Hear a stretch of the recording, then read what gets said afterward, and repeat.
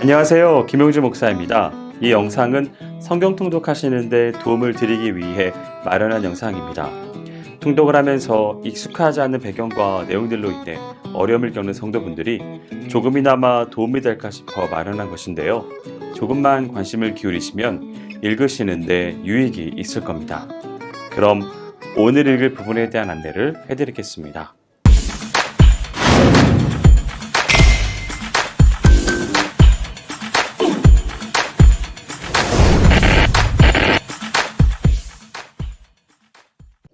오늘 읽을 본문은 마태복음 16장과 마가복음 8장, 그리고 누가복음 9장 18절에서 27절까지입니다. 마태복음 16장은 유대 지도자들이 계속해서 예수님을 배척하는 상황 속에서 벌어지는 일련 기사들이 수록되어 있는 장입니다. 1절에서 12절은 바리새인과 사두개인들이 표적을 구하는 상황에서 예수님께서 경고하시는 말씀이 담긴 단락입니다.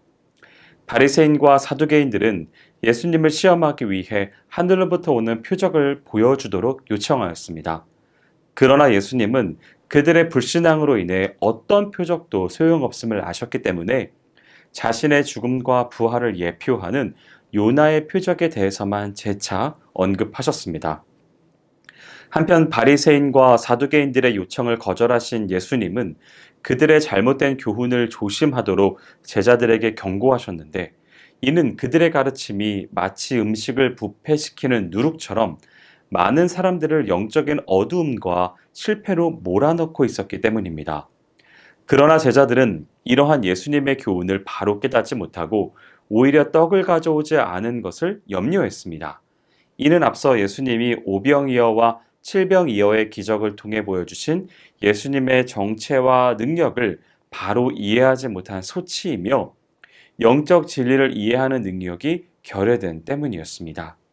다시 말해서 오병이어와 칠병이어의 기적을 통해 예수님은 자신이 생명의 양식이며 필요를 채워주시는 능력이 있는 분임을 보여주셨는데, 이를 제자들이 망각하고 있는 것입니다. 이러한 영적 무지로 인해 제자들은 예수님께 책망을 받은 이후에야 비로소 그 누룩이 떡을 가리킴이 아니라 바리새인과 사두개인들의 교훈에 관한 것임을 알았습니다. 13절에서 20절은 예수님께서 지금까지의 공생의 사역을 잠시 결산하시면서 머지않아 닥칠 십자가 순환에 대비하여 제자들을 훈련시키기 시작하심을 보여주고 있습니다. 예수님은 베드로의 신앙 고백을 통해 자신이 성육신하신 하나님의 아들로서 온 세상을 구원할 메시아라는 사실을 공개적으로 밝히고 계시는데, 결국 이것은 지금까지의 공생의 사역을 통하여 드러난 바 있는 예수님의 권능에 대한 재확인이라 할 수 있습니다. 한편 예수님의 정체에 대해 대부분의 제자들은 일반인들과 별로 다를 바 없는 대답을 했지만, 유독 베드로만은 예수님을 그리스도와 살아계신 하나님의 아들로 고백했습니다.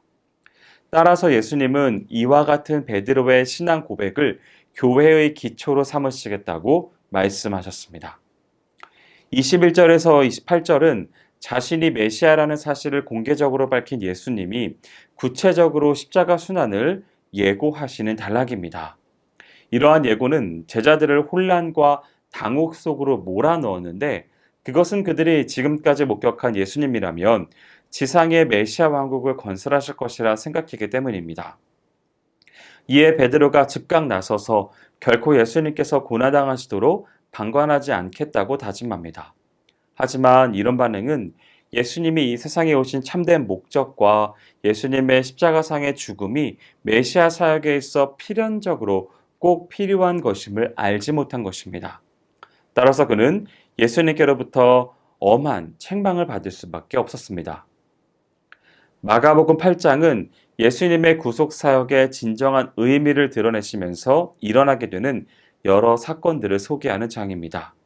1절에서 10절은 예수님께서 갈릴리 호수의 동쪽에 위치한 데가볼리 지방에서 행하신 칠병이어의 이적이 언급되고 있습니다. 이 사건이 오병이어의 사건과 동일한 사건으로 오해하는 모습이 있지만 이 두 사건은 별개의 사건입니다. 이는 오병이어의 기적은 유대인들을 대상으로 행하여진 것인데 비하여 칠병이어의 기적은 이방인들을 대상으로 행하여진 사건입니다. 그리고 오병이어는 제자들의 문제 제기로 시작된 사건인데 비해 칠병이어의 기적은 예수님의 문제 제기로 시작된 사건입니다. 이와 같은 이적의 차이점을 통해서 본서의 기록자 마가는 본서의 수신이었던 당시 로마 성도들과 아울러 오늘날의 우리들에게도 예수 그리스도께서 유대인들뿐만 아니라 이방인들의 주가 되시고 온 세상을 위해 오신 분임을 보여주고 있습니다. 11절에서 21절은 예수님께서 갈릴리 지방에 들어오셔서 발생한 첫 사건의 기록입니다. 지금까지 그토록 많은 이적을 예수님께서 행하셨음에도 불구하고 바리새인들이 또 다른 표적을 요구한 것은 결국 이제껏 행하여진 예수님의 이적들이 한낱 눈속임에 불과하거나 아니면 사단의 힘을 이용한 사술에 지나지 않는다고 매도하는 태도의 연장이라고 볼 수 있습니다.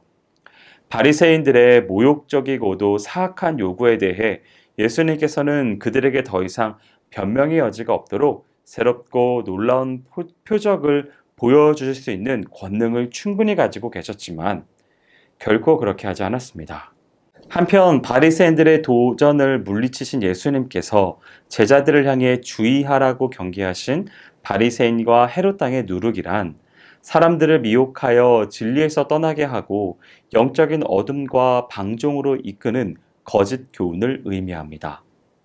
22절에서 26절은 다른 복음서에는 등장하지 않은 사건을 말하고 있습니다.